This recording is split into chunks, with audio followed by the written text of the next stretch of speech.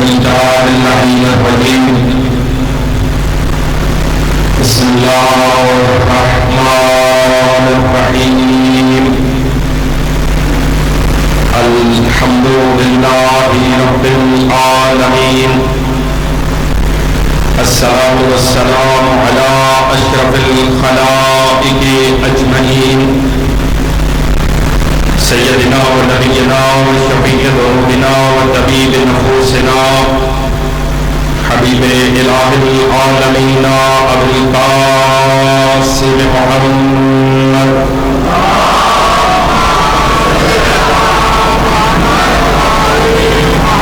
وأهل بيته الأطيبين الأطهرين المعصومين المنتخبين المنتجبين الهداة المهديين الذين أذهب الله عنهم الرجس وطهرهم تطهيرا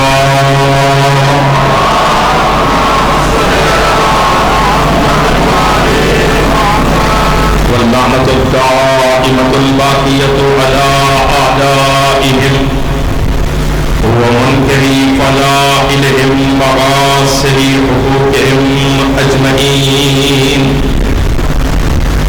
أما بعد فقد قال حق سبحانه وتعالى في القرآن الكريم هو قوله الحق وهو أصدق القائلين بسم الله الرحمن الرحيم الله نور السماوات والأرض مثل نوره كمشكاة فيها مصباح المصباح في زجاجة الزجاجة كأنها كوكب دري يوقد من شجرة مباركة زيتونة لا شرقية ولا غربية يكاد زيتها تضيء ولو لم تمسسه نار نور على نور يهدي الله لنوره من يشاء ويضرب الله الأمثال للناس والله بكل شيء عليم صلوات الله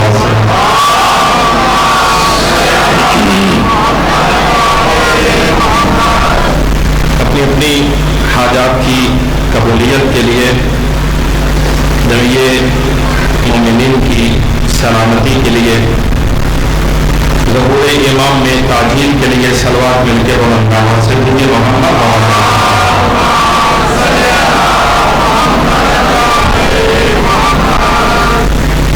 عزیزان گرامی قدر بعد احترام سامعین حضرات 1441 ہجری کا سورج یزیدیت کی شکست کے ساتھ غروب ہو چکا اور 1442 ہجری کا سورج حسینیت کی فتح کے ساتھ طلوع کر چکا. کل رات سے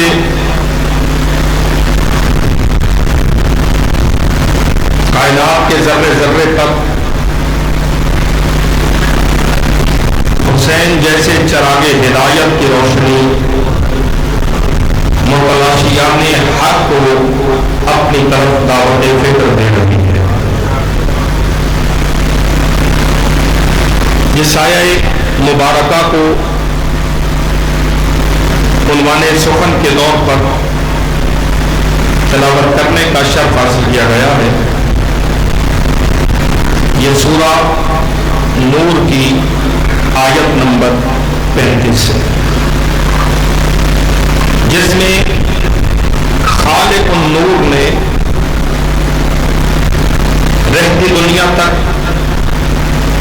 ان انوار الہیہ کا تعارف پیش کیا کہ جو انوار اس خالق النور کو نور منواتے چلے آ رہے ہیں. تو جو فرمائی اب حضرات نے پھر گزارش کر رہا ہوں سورہ نور کی آیت نمبر 35 میں خالق لم یزل نے بنی نوع انسان کے سامنے ان انوار قدسیہ کا ان انوار الہیہ کا تذکرہ کیا، تعارف پیش کیا کہ جو انوار نور ہوتے ہوئے خالق النور کو نور منواتے چلے آ رہے ہیں۔ ارشاد ہو رہا ہے اللہ نور السماوات والارض، اللہ نور ہے زمین و آسمان کا۔ سواتیں ذرا بیدار رہیں گی تاکہ گفتگو میں تیزی کے ساتھ آگے بڑھا سکوں۔ اللہ نور السماوات والارض، اللہ نور ہے زمین و آسمان کا۔ مثل نورہ کمشکات، اس اللہ نے اپنے نور کی مثل بیان کی ہے مشکات کی طرح۔ ایک تاج کے ساتھ اللہ نے اپنے نور کی مثال پیش کی ہے۔ کیسا تاج؟ فیہا مصباح، ایسا تاج کہ جس میں چراغ رکھا ہو۔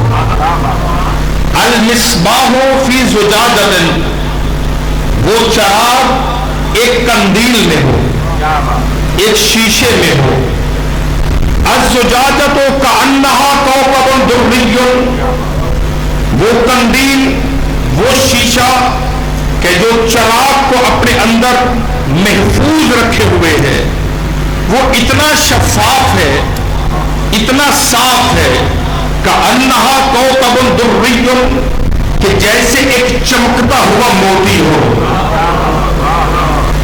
یوقد من شجرۃ مبارکۃ زیتونۃ لا شرقیۃ ولا غربیہ، اللہ فرماتا ہے کہ یہ چراغ، یہ زجاجہ، یہ مشکات ایک شجرہ مبارکہ سے ہے جو نہ شرقی ہے نہ غربی ہے۔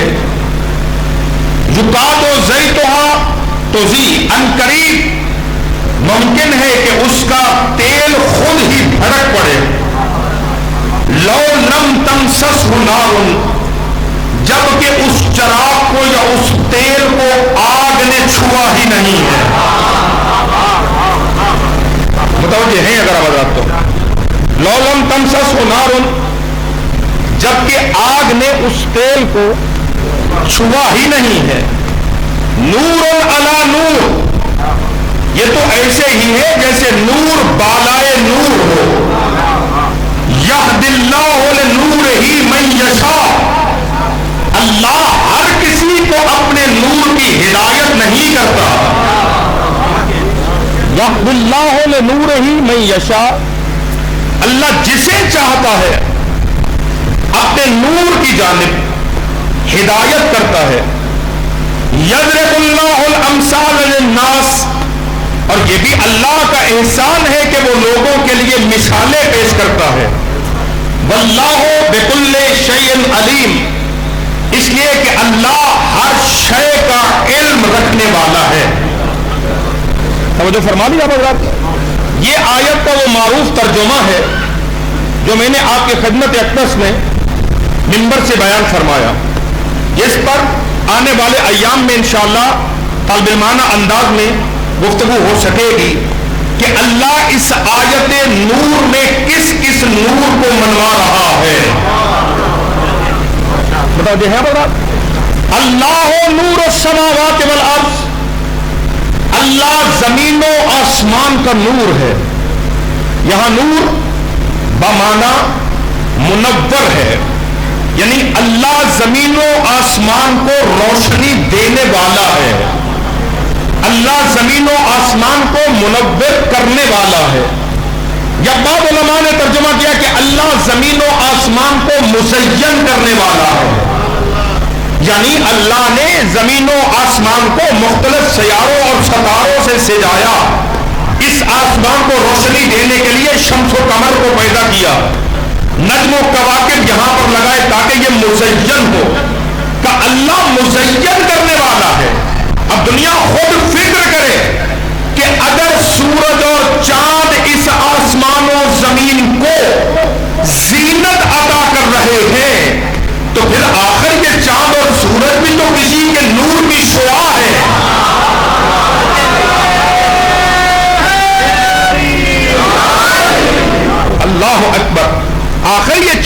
سورج، یہ سیارے اور ستارے، یہ پورے کا پورا نظام شمسی جس پر ابھی میں بول نہیں رہا، آج تو تمہیداً مجھے صرف موضوع کی جزیات آپ کی خدمت میں عرض کرنا ہے، پھر گفتگو انشاءاللہ جیسے جیسے آگے بڑھے گی تو پھر عرض کریں گے کہ کس کس نور سے کون کون سی شے زیور تخلیق سے آراستہ ہوئی ہے۔ لیکن اتنا تو طے ہے نا کہ اگر آپ تفاسیر کے اندر اپنے اپنے تراجم کے اندر یہ لکھ رہے ہیں کہ اللہ زمین و آسمان کو شمس و قمر کے ساتھ زینت دینے والا ہے، اللہ نے زینت دی ہے چاند اور سورج کے ذریعے زمین و آسمان کو، تو پھر علماء کے سروں پہ قرآن رکھ کے پوچھئے کہ یہ سورج خود کس کے نور سے منور ہوا ہے؟ یہ سورج خود کس کے نور سے منور ہوا؟ تو اللہ نور السماوات والارض، اللہ نور ہے، ابھی گفتگو اسی پہ مرکوز کریں گے، اللہ نور ہے زمین و آسمان کا، مثل نور ہی، اس نے اپنے نور کی مثل بیان کی ہے۔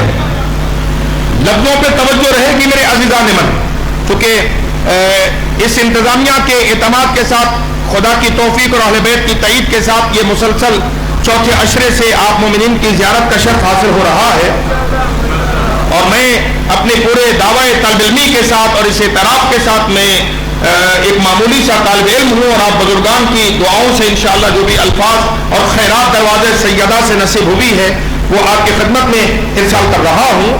مثل نور ہی، اللہ نے اپنے نور کی مثل بیان کی ہے، مثل بیان نہیں کی۔ غور فرمائیں گے، اللہ نے اپنے نور کی مثل، بیٹا مثل لفظ ہے، مثلو نور ہی، اس کے نور کی مثل کمشکات، تاج کی مانند ہے، مثل نہیں، اس لیے کہ وہ لیس کمثلہ ہی شیء ہے۔ اللہ لیس کمثلہ ہی شیء ہے، اس اللہ کی کوئی مثل نہیں ہے۔ وہ کہتے ہیں مثل نور ہی کمشکات، اس کے نور کی مثل مانند ایک تاج کے ہے۔ اللہ اکبر، وہ تاج اب کتنا بلند ہے کہ جس کے ساتھ اللہ اپنے نور کی مثل بیان کر رہا ہے۔ توجہ فرما رہے ہیں کیا؟ مثل نور ہی کمشکات، اس کے نور کی مثل ایک تاج کی مانند ہے۔ وہ تاج کیسا ہے؟ فیہا مصباح، وہ تاج ایسا ہے کہ اس میں ایک چراغ رکھا ہوا ہے۔ اب یہ اللہ کون ہے اور کیا کمال ہے، ان انوار قدسیہ کے ساتھ اپنے نور کی مثل بیان کرنے کے لیے اللہ خود اپنے اسم جلالت کے ساتھ آیت کا آغاز کرتا ہے، اللہ اللہ نور ہے۔ کون اللہ؟ وہ اللہ کے قل هو اللہ احد، جس کی یکتائی کا قصیدہ پڑھ رہی ہے۔ تھوڑا سا میرے ساتھ چلیے گا، چونکہ حالات کے تناظر میں ممبر کے تقاضے ملحوظ خاطر رکھتے ہوئے بہت ساری چیزیں ہیں جو آپ کے خدمت میں عرض کرنا مقصود ہے، کیونکہ اب وہ زمانہ نہیں ہے کہ جب فقط زبانی چٹخاروں کے ساتھ ملت کو اور ملت کے جوانوں کو بس خوش کر کے گھروں میں بھیج دیا جائے، اس لیے کہ آہستہ آہستہ پانی سر سے گزرنا شروع ہو رہا ہے۔ اب بتانا پڑے گا کہ مکتب اہل بیت میں تصور الوہیت کیا ہے۔ اللہ اکبر،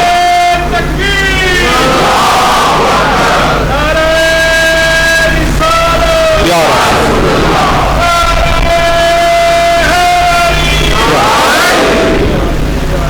اب اپنے نوجوانوں کی خدمت میں اس مکتب کا نظریہ توحید بیان کرنا پڑے گا کہ مکتب محمد و آل محمد اور وہ انوار قدسیہ کے جو اس خالق النور کے، جو اس مدبر النور کے، جو اس نور علی نور کی معرفت کا وسیلہ بنے ہیں، وہ کیسا نور ہے، وہ کیسا منور کرنے والا ہے۔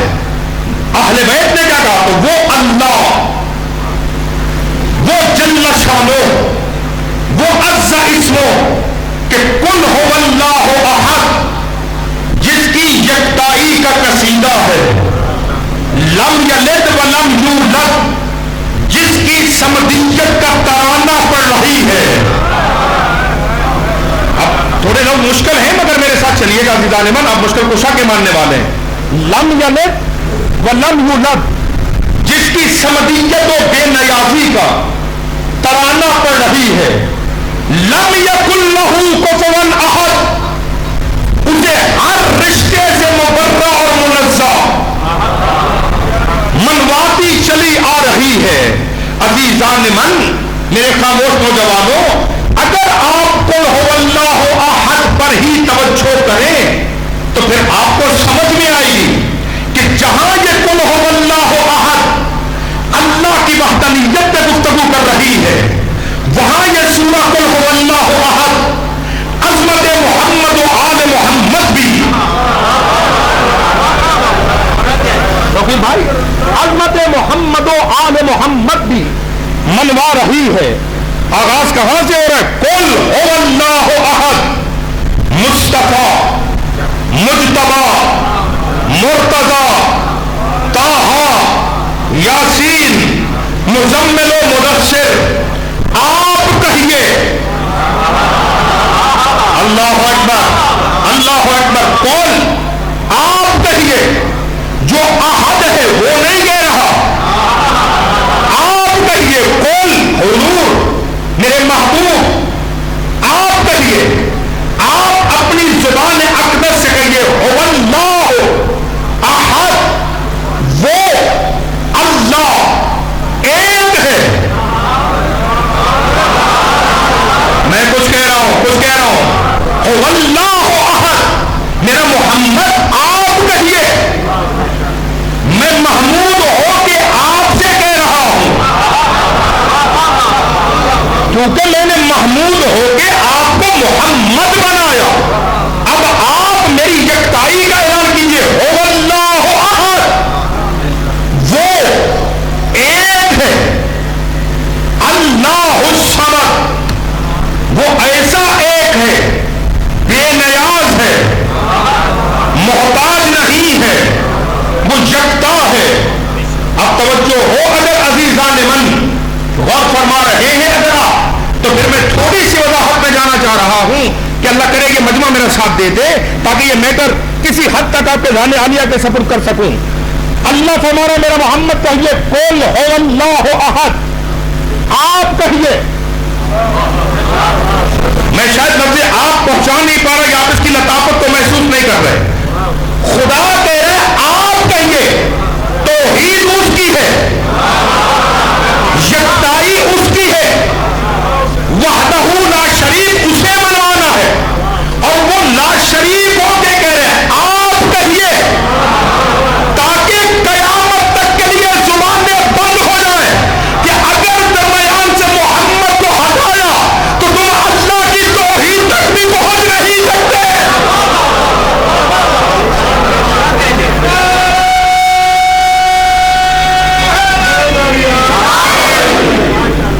اللہ احد، میرا حبیب آپ کہیے کہ وہ ایک ہے.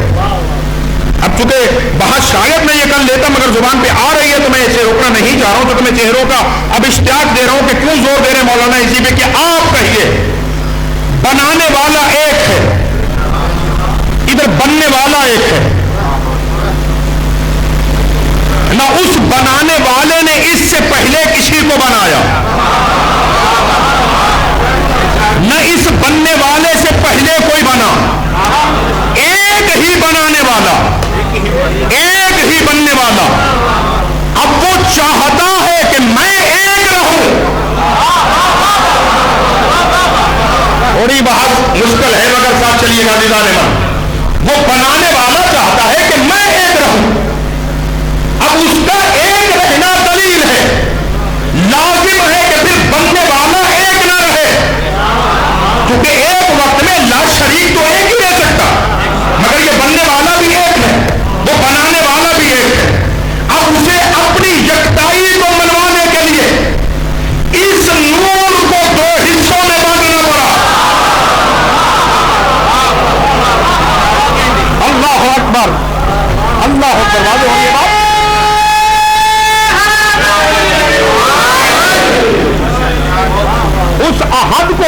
واحد کو, اول کو, آخر کو ایک رکھنے کے لیے اس نور کو, اس اول مخلوق کو دو حصوں میں بانٹنا پڑا. یعنی اس نے اس بننے والے کو ہو بہو اسی کی طرح ایک دوسرے نور میں تقسیم کیا. اب جب اس نے اس ساتھ والے نور کو دیکھا تو دیکھنے کے بعد کہا هو اللہ احد. جب ہم دو ایک جیسے ہیں تو پھر جس نے دو کو بنایا وہ تو ایک ہی ہے. اللہ اکبر, هو اللہ احد, وہ ایک ہے. کیسا ہے؟ ساتھ والے لوگوں نے کہا اللہ الصمد, جس نے آپ کو محمد بنا کے وہ احد ہے, وہ علی کو خلق کر کے بے نیاز ہے. نہیں لگ پہنچا, وہ علی کو خلق کر کے بے نیاز ہے.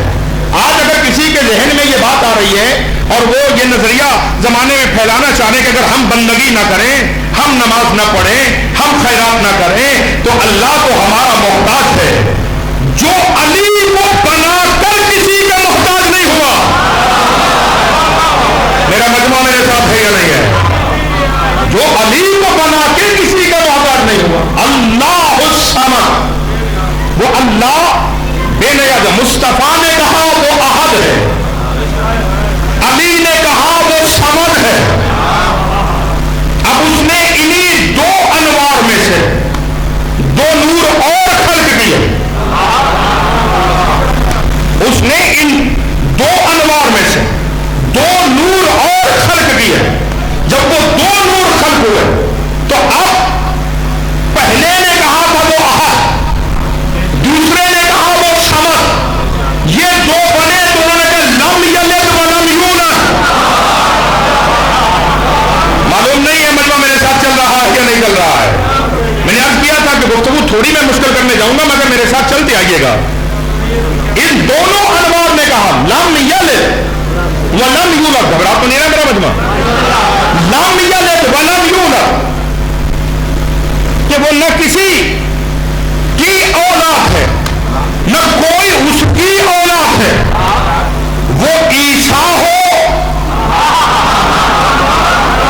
یا کوئی اور ہو, اللہ کی کوئی اولاد نہیں ہے. وَلَمْ يَكُنْ لَهُ كُفُوًا أَحَدٌ, اس اللہ کا کوئی ہمسر نہیں. اب میرا مجموعہ اگر متوجہ ہے تو جملہ ذہن میں آ گیا ہے جسے روکنا نہیں چاہ رہا ہوں. ذہن عالی میں رکھیے گا, رسول کا نور ایک مستقل وجود ہے, امیر المومنین کا نور ایک مستقل وجود ہے, حسن مجتبیٰ کا نور ایک مستقل وجود ہے, امام حسین کا نور ایک مستقل وجود ہے. ان چاروں انوار کو آپس میں مربوط کیسے کیا جائے؟ پاک سیدہ میری مدد کرم میں جملہ پہنچاؤ. ان چاروں مستقل انوار کو ایک دوسرے سے مربوط کیسے کیا جائے؟ یعنی علی کو نبی سے, حسن کو نبی سے, حسین کو نبی سے مربوط کیسے کریں؟ اب ان چاروں رشتوں کو مربوط کرنے کے لیے ضروری تھا کہ ان چار انوار کے مرکز میں ایک خاتون کا نور ہو.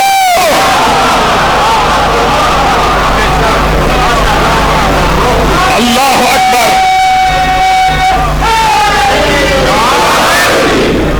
لازمی تھا کہ ان چار انوار کے درمیان مرکز میں ایک خاتون کا نور. ایک رشتہ ناتا اس وقت تک کمال کے منزل پہ نہیں جاتا جب تک رشتوں کے درمیان ایک عورت کا وجود نہ ہو. اب خاتون خلق ہوئی تو وہ کسی کی بیٹی بنی, کسی کی زوجہ بنی, کسی کی ماں بنی. توجہ فرمائے, اب سمجھ میں آیا کہ چونکہ اللہ نے ان چاروں انوار کو مربوط کرنے کے لیے سیدہ کے نور کو خلق کیا تھا, اور جب بدن پنجتن کے انوار کی تعریف اور شناخت کا وقت آیا تو حدیث کتاب میں اللہ نے اسی کا لحاظ کیا. ہم فاطمہ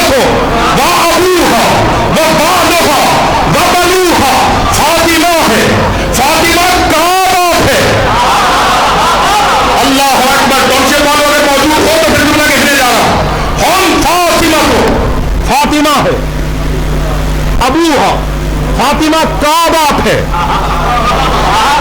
جملہ بہت پیارا ہے. صاحب کتنا میرے بزرگان تشریف فرما ہے. میں بڑی باریکی سے گزر جاؤں گا, وضاحت میں نہیں جاؤں گا, کیونکہ الحمدللہ مجالس کا صدقہ ہے کہ بچے پہنچیں گے. لفظ آ رہا ہے جی ہوم فاطمہ تو سیدہ ہے, طیبہ ہے, طاہرہ ہے, زکیہ ہے,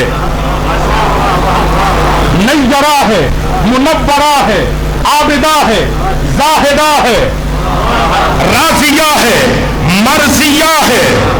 کہہ دوں جملہ, ناراض تو نہیں ہو جائیں گے نا, تاکہ کسی اپنے تک بھی پیغام پہنچے اور بیگانوں تک بھی پہنچے. یہ راضیہ ہے, یہ مرضیہ ہے. راضیہ اسے کہتے ہیں جس پہ اللہ راضی ہو چکا ہو. مرضیہ اسے کہتے ہیں جو اللہ سے راضی ہو چکی ہو.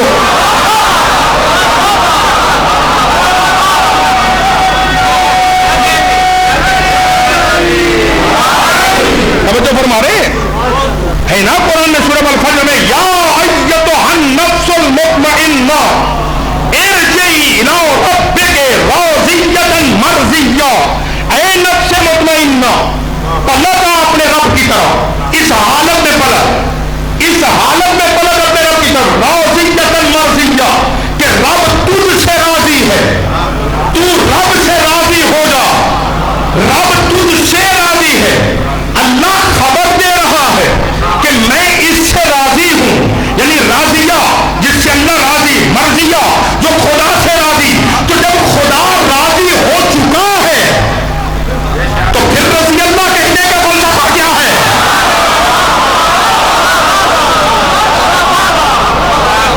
اللہ اکبر.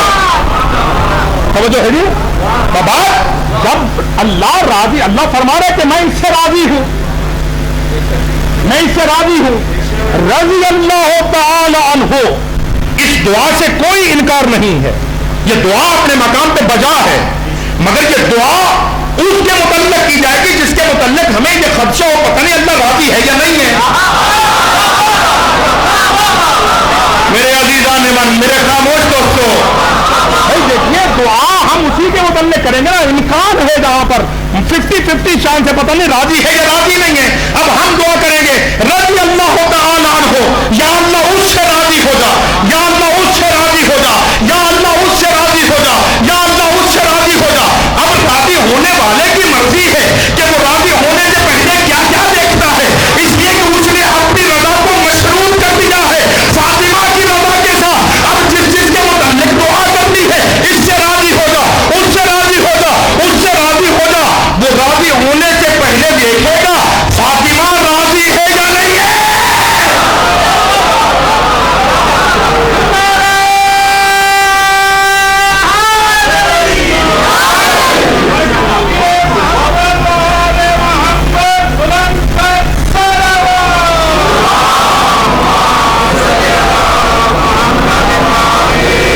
ہاتھ مجھے ہے اور آپ کیا نہیں.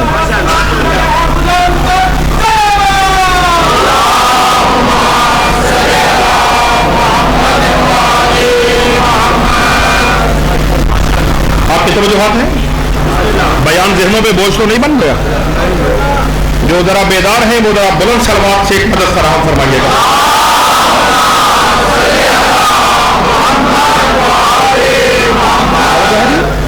ہم فاطمہ کو, فاطمہ ہے وہ عالم انوار میں جب بغل سجی تھی تو چونکہ اللہ نے چاروں انوار کو مربوط کرنے کے لیے مرکز میں فاطمہ کو رکھا, لہذا اسی اسلوب کو حدیث قصہ میں رکھا. فاطمہ ہے, ابوہا اس کا باپ ہے. جو پہنچ گئے وہ پہنچ گئے. ابوہا واحد آ رہا ہے, اس کا باپ ہے. معلوم ہوا فاطمہ کے علاوہ محمد کسی کا باپ نہیں ہے. میں کچھ کہہ گیا ہوں, میرا مجمع بہت پیچھے رہ گیا ہے. لازم نہیں ہے کہ خطیب ہر جملہ خطابت کے جوش میں کہے تو پھر یہ میرا ساتھ ہے. ابوہا اس کا باپ ہے, بالوہا اس کا شوہر ہے, بنوہا اس کے بیٹے ہیں. مربوط کر رہے ہیں نا اللہ. فاطمہ کا باپ ہے, فاطمہ کا شوہر ہے, فاطمہ کے بیٹے ہیں. تو بحث ہی ختم ہو گئی بھائی. تعارف تو کرانا تھا محمد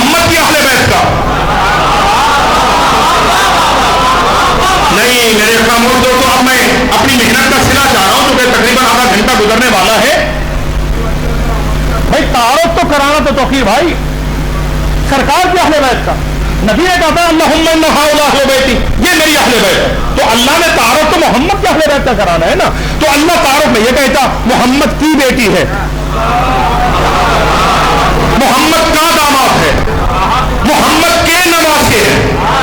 اللہ نے کلیہ بدل دیا، نہیں فاطمہ کا باپ ہے. اب تو مجھے زیادہ آسان، اس سے زیادہ تو آسان نہیں کر سکتا ہوں نا. فاطمہ کا باپ ہے، فاطمہ کا شوہر ہے، فاطمہ کے بیٹے ہیں. چونکہ اللہ جانتا تھا کہ 1400 سال کے بعد جب اہل بیت کی فہرست بنے گی تو پھر کہا جائے گا یہ بھی اہل بیت میں ہے. چونکہ یہ محمد کا رشتہ دار ہے، یہ بھی اہل بیت میں ہے. یہ محمد کا رشتہ دار ہے، یہ بھی اہل بیت میں ہے.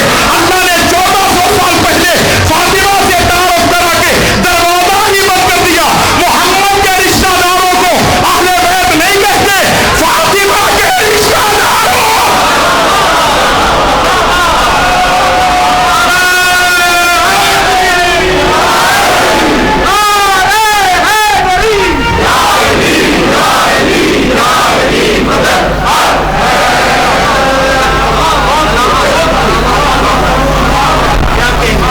آپ زندہ رہیں، آپ سلامت رہیں، آپ زندہ رہیں، آپ سلامت رہیں.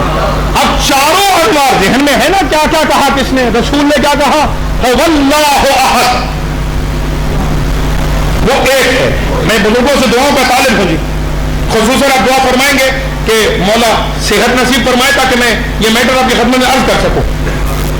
رسول اللہ نے فرمایا اللہ ایک ہے.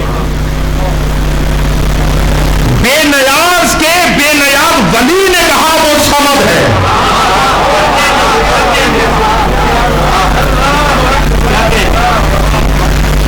بے نیاز کے بے نیاز ولی نے کہا وہ صمد ہے. علی اللہ کا عبد کامل ہے. نیند اگر آ رہی ہے تو سونے کی اجازت ہے، اس لیے کہ سوتا بندہ تبھی جب اسے سکون نصیب ہو. تو جو سوئے گا اس کا مطلب ہے کہ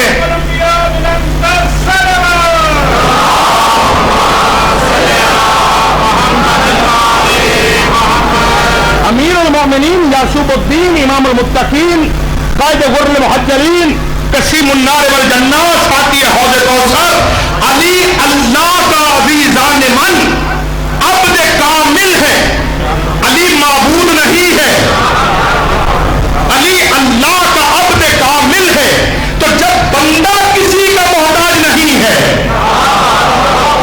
تو جو علی کا بھی اللہ ہے، جو کسی کا محتاج ہے. تو ولی بے نیاز کہ بے نیاز ولی نے کہا وہ صمد ہے. حسن و حسین نے کہا وہ لم یلد ولم یولد ہے. اب ان چاروں کے درمیان چار مستقل انوار کو مربوط کرنے کے لیے اللہ نے نور سیدہ کو تخلیق فرمایا. گھبرا تو نہیں رہا بتا، نور سیدہ کو تخلیق کیا. اب جب سیدہ ختم ہوئی، بابا کو دیکھا، علی کو دیکھا، حسن و حسین کو دیکھا، چاروں جملے سنے. اب بی بی نے پڑھ کے کہا لم یکن لہ کفوا احد، اس کا کوئی ہمسر نہیں ہے، اس کا کوئی ہمسر نہیں ہے. اب دھان کو بیدار کیجیے گا تاکہ میں معرفت کا جملہ کروں. سیدہ نے کہا اس کا کوئی ہمسر نہیں ہے، اس کی کوئی زوجہ نہیں ہے، وہ کسی کا شوہر نہیں ہے.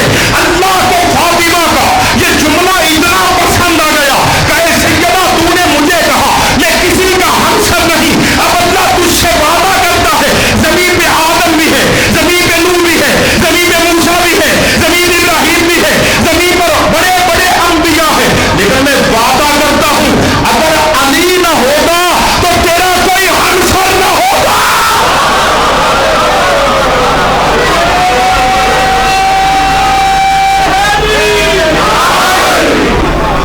اللہ اکبر. تو کون ہے وہ اللہ؟ قل هو اللہ احد، جس کی یکتائی کا قصیدہ ہے. اللہ الصمد، جس کی بے نیازی کا قصیدہ پڑھ رہی ہے. لم یلد ولم یولد، جس کے بے نیاز ہونے کی دلیل ہے. لم یکن لہ کفوا احد، جس کے ہر رشتے سے منزہ اور مقررہ ہونے کی دلیل ہے. یہی تو وجہ ہے کہ جب قرآن ناطق سے یہ پوچھا گیا کہ یا علی قرآن میں 114 سورے ہیں، آپ کا پسندیدہ سورہ کون سا ہے؟ یا علی آپ کا پسندیدہ، یعنی قرآن سے قرآن پوچھا جا رہا ہے. آپ پیچھے رہ جاتے ہیں، مجھے لفظ لفظ پہ رکنا پڑتا ہے. قرآن سے قرآن پوچھا جا رہا ہے یا علی ان 114 سورتوں میں سے آپ کی پسندیدہ سورہ کون سی ہے؟ تو امیر المؤمنین نے مجسم قرآن ہوتے ہوئے سامنے والے کا چہرہ دیکھا اور دیکھ کر کہتے سورے تو سارے ہی علی کو پسند ہیں، مگر علی قل ہو اللہ سے زیادہ محبت کرتا ہے. علی سورہ قل ہو اللہ سے زیادہ محبت کرتا ہے. تو لم یکن لہ کفوا احد جس کے بے نیاز ہونے کی دلیل ہے، وہ معبود برحق کہ بندگان خدا کی پیشانیوں سے نکلنے والے نور کی شعاعیں جسے مسجود حقیقی منوا رہی ہے. گھبرا نہیں رہے اگر ممبر سے توحید سن کے، جو کہ امام الموحدین کے ماننے والے رہتے ہیں، اس لیے کہ اس ممبر سے توحید نہیں پڑھی جائے گی تو کس ممبر سے پڑھی جائے گی؟ اس لیے کہ جنہیں آپ مانتے ہیں وہی تو ہیں جنہوں نے بتایا کہ وہ کیا ہے. بندگان خدا کی پیشانیوں سے نکلنے والے نور کی شعاعیں جسے مسجود حقیقی منواتی چلی آ رہی ہیں. جملہ دے رہا ہوں، توجہ چاہتا ہوں. وہ علی مطلق کہ جس نے اپنے علم کا خزانہ محمد و آل محمد کو قرار دے کر صبح قیامت تک منوا لیا کہ جب تم میرے بندوں کے علم تک نہیں پہنچ سکتے تو پھر خدا تو علیم بذات الصدور ہے. وہ رحیم مطلق کہ جس نے مصطفیٰ کو اپنی رحمت کی تجلی کامل قرار دے گا منوا لیا کہ جب میرے مصطفیٰ کی رحمت تمہاری سمجھ میں نہیں آتی تو پھر اللہ کی رحمت تمہاری سمجھ میں. توجہ میرے رکھیے بابا، ادھر سے کچھ بھی نہیں آئے گا بھائی، میں تمہیں خونے جگر لگا کے پڑھ رہا ہوں. یہ بچے جتنے تشریف فرمائے میرے بزرگ یہ جانتے ہیں کہ آپ کے خدمت میں آتے ہوئے مجھے یہ 4 سال ہے مسلسل عشرہ مجالس سے خطاب کرتے ہوئے. میں اپنے بیان اور اپنے میٹر کے ساتھ خیانت کرنے والا خطیب نہیں ہوں. تو اس لیے میں آپ سے دستوسہ عرض کروں گا کہ جتنے لمحے میں آپ کے سامنے موجود ہوں اپنے نورانی چہروں کی زیارت کا شرف مجھے عطا کرتے رہیے. اس لیے کہ آپ دائیں بائیں دیکھیں گے تو پھر اس کا مطلب ہے کہ صراط مستقیم پہ نہیں چل سکے. اس لیے کہ جو صراط مستقیم پہ ہوتا ہے اس کا نہ دائیں تعلق ہوتا ہے نہ بائیں تعلق ہوتا ہے. آپ کے توجہ ہے نا؟ تو وہ علیم بذات الصدور کہ جس نے محمد و آل محمد کو اپنے علم کا خزانہ قرار دے کر صبح قیامت تک منوا لیا کہ جب تم آل محمد کے علم کو نہیں پہچان سکتے تو پھر جو اللہ انہیں علم عطا کرنے والا ہے اس کے علم تک کیسے پہنچ سکتے ہو؟ وہ خالق لم یزل کہ جس نے امر کن سے ہر ذرہ کائنات کو زیور تخلیق سے آراستہ کر کے اپنی خالقیت کا اعلان کیا. وہ خالق لم یزل کہ جس نے امر کن سے ہر ذرہ کائنات کو خلق کر کے اپنی خالقیت کا اعلان کیا. وَلَقَدْ خَلَقْنَا الْإِنسَانَ مِنْ سُلَالَةٍ مِنْ طِينٍ فَجَعَلْنَاهُ نُطْفَةً فِي قَرَارٍ مَكِينٍ فَخَلَقْنَا النُّطْفَةَ عَلَقَةً فَخَلَقْنَا الْعَلَقَةَ مُضْغَةً فَخَلَقْنَا الْمُضْغَةَ عِظَامًا فَكَسَوْنَا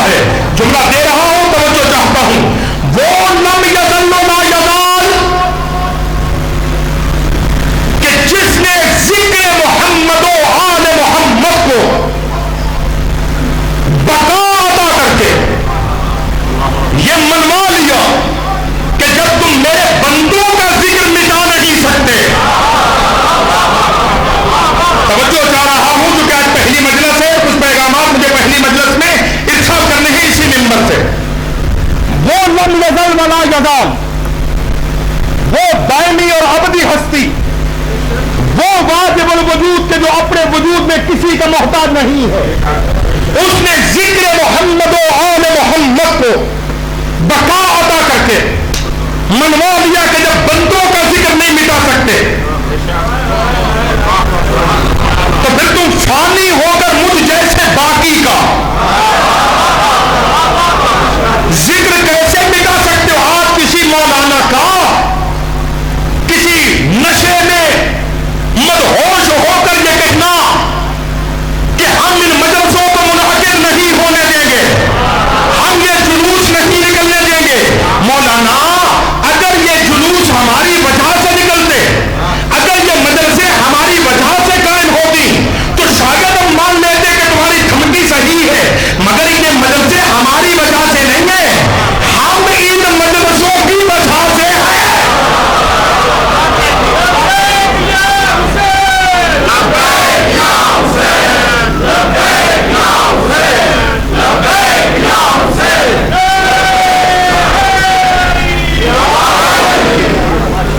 یہ ذکر ہماری وجہ سے باقی نہیں ہے. ہم کیا یہ ذکر کیا جملہ پہنچے اگر آپ کے دیکھنا ہوگا بھائی کہاں ہم کہاں حسین,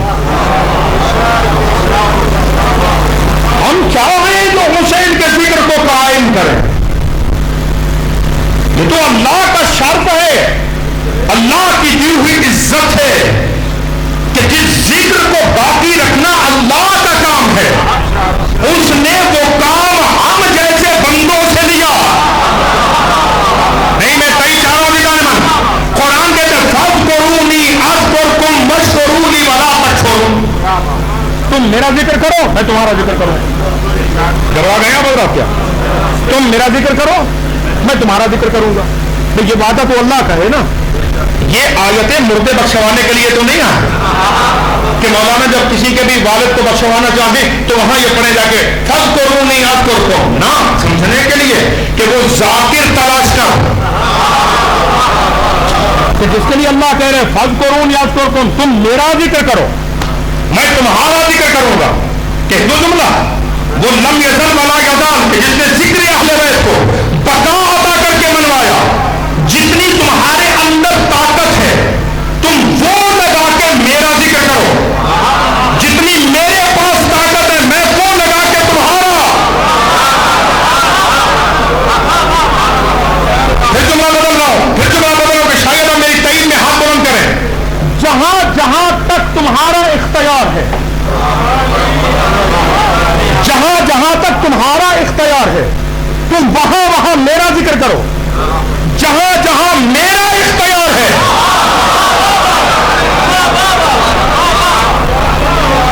جہاں جہاں میرا اختیار ہے میں اللہ وہاں وہاں تمہارا ذکر کروں گا.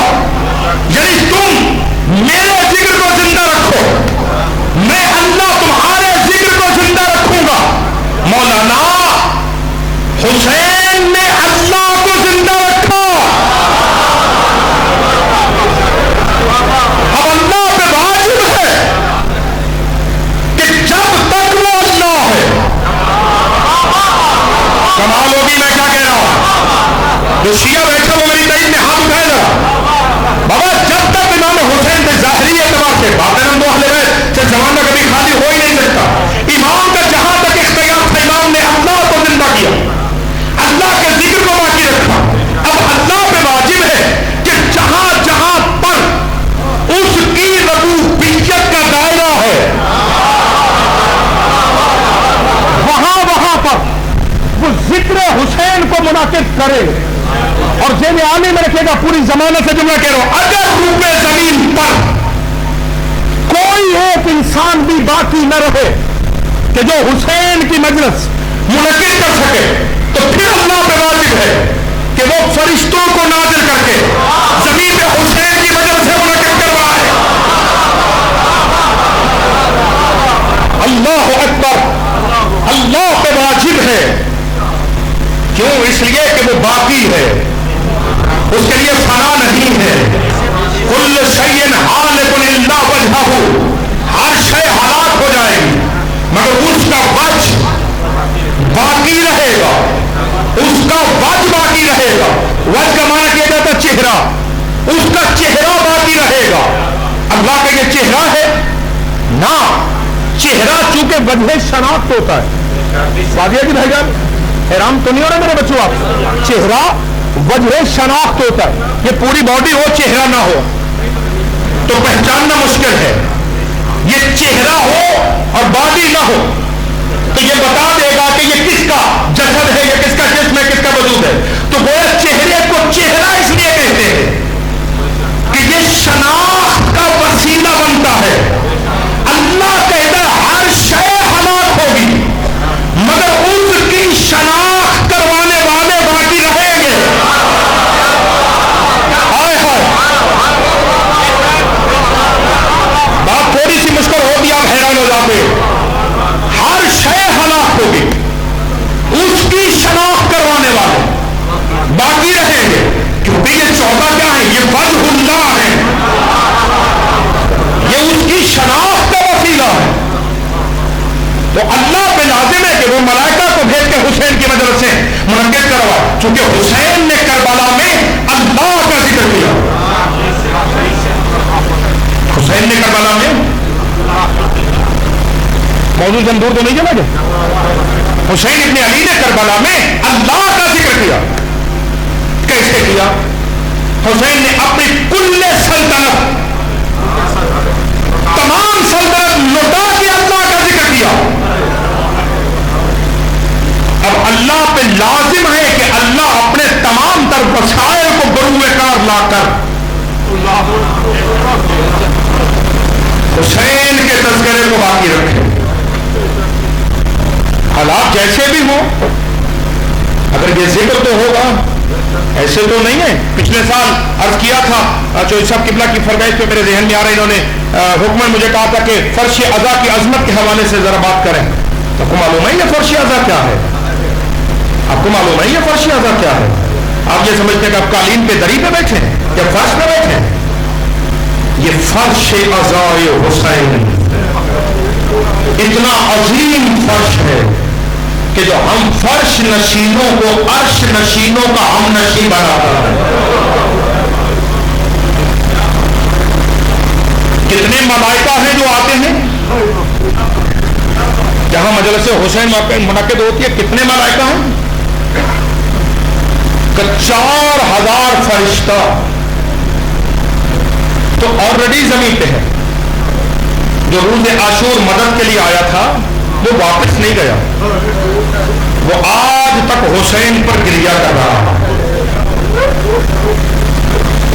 بس آپ گفتگو روک رہا ہوں، اسی لفظ پہ گفتگو روک گئی. آج کل انشاءاللہ زندگی باقی تو بات یہاں سے آگے بڑھے گی.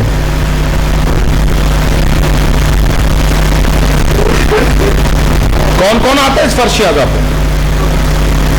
آپ نے شاید انتظار کیا ہوگا کہ مولانا 8:45 بجے بیٹھیں گے تو پھر اعضا خانے میں جائیں گے. مگر آپ کو معلوم ہے کہ جب اس ادارے کی انجمن نے یہاں یہ فرش اعضا بچھایا تو آپ سب کے آنے سے پہلے جنت البقیع کی اجڑی قبر سے ایک دکھیاری ماں اس صفحے اعضا پہ آ گئی.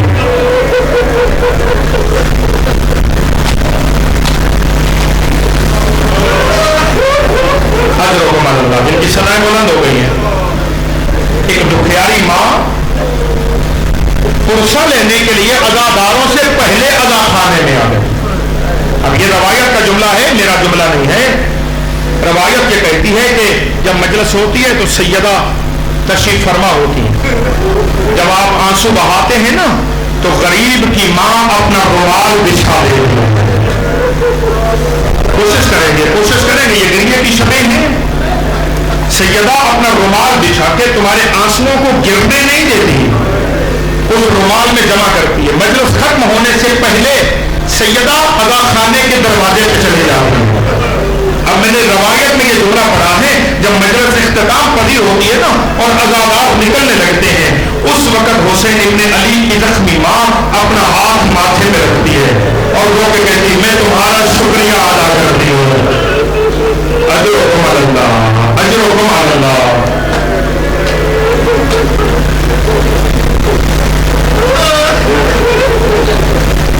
یہ اتنا محترم ہے فرش اعضا اور کتنی مظلوم ہے. غریب کربلا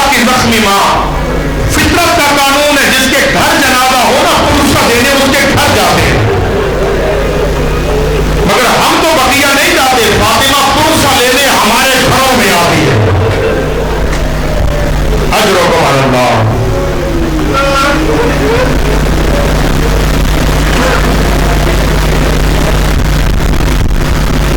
اور یہ گریا، یہ آنسو، ابھی مصائب کو شروع نہیں کر رہا ہوں، یہ آپ کی محبت ہے جو آپ کی آنکھیں چھلک گئی. یہ گریا، یہ آنسو، یہ تمنا ہے اس بہن کے دکھے دل کی جو 1600 میل میں پتھر کھاتی ہوئی چلی گئی اور رو رو کے گئی کہ حسین یہ رونے نہیں دیتے، حسین یہ رونے نہیں دیتے. اور وہ جملہ میرے استاد بزرگوار کا جملہ ہے، وہ فرماتے کہ جب سیدہ زینب سلام اللہ علیہا کی شہادت ہوئی نا تو جناب فضہ فرماتی جب میں نے قبر میں اتارا تو بی بی کے لب ہل رہے تھے. فضہ کہتی ہے میں پریشان ہو گئی کہ بی بی کیا کہہ رہی ہیں. بی بی کہتی میں قبر میں اتری، میں نے سیدہ کے لبوں کے ساتھ اپنے کان لگائے تو آواز آ رہی تھی حسین اب مجھے کون روکے گا دل میں رونے کے لیے. ماتم کی تیاری کیجیے نا، شرم کر کے گریہ نہ کریں. میں مسلسل اس آغا خانے میں یہ جملہ کہہ رہا ہوں، شریعت کا حکم ہے